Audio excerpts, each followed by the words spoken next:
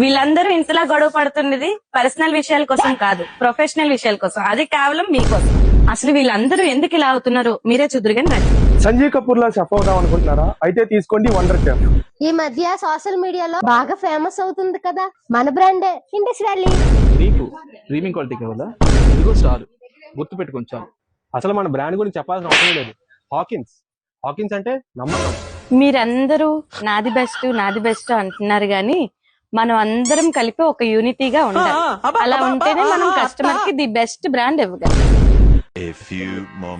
మనలో మనమాట drama company market లోని గత 40 సంవత్సరాల నుంచి రన్ అవుతున్న బ్రాండ్. ఈలోని కాస్ట్ ఐరన్ చూడండి ఎంత మెరిసిపోతుందో.